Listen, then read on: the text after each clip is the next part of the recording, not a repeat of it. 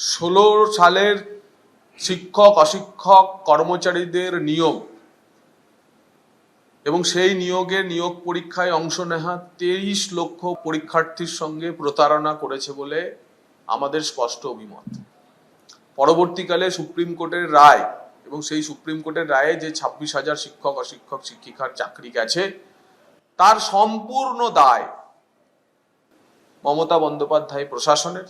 এর জন্য দায়ী মুখ্যমন্ত্রী নিজে সরকারের প্রধান হিসাবে।